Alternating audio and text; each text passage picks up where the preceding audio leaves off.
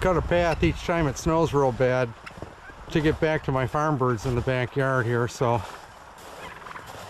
we'll just walk along the drifts here alongside the barn so you guys can see them.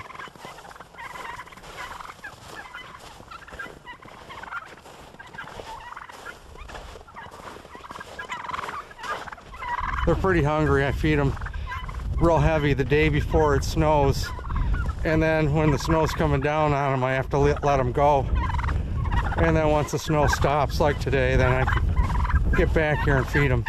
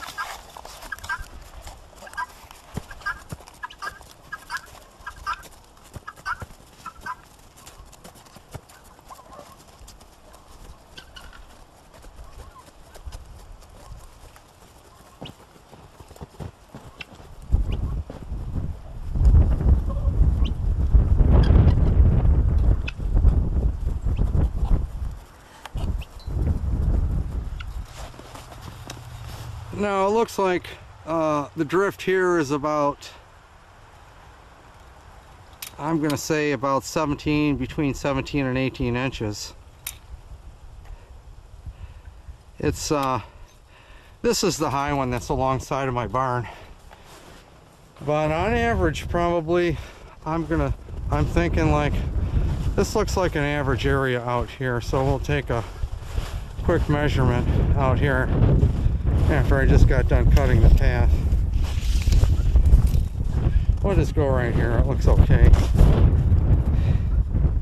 It looks like we're at about, on average, about 13 inches, most likely, because when I look out here, this is about one area in my yard that's pretty much no obstructions blocking anything to cause wind buildup turbulence. So we'll just do one more quick test. Between 12 and 13 inches, I'm gonna say. That looks like what we got out here where I live.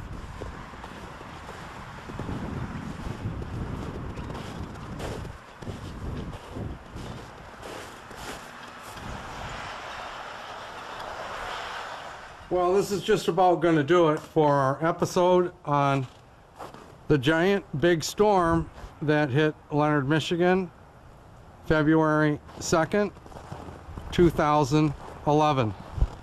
So anyway, we got the driveway all cleared up and I got my pad done in front of the garage, and that's just about going to do it. So I hope you guys stay tuned in for our upcoming episodes. Until next time, this is 3-in-1 Pockets, and thanks for watching.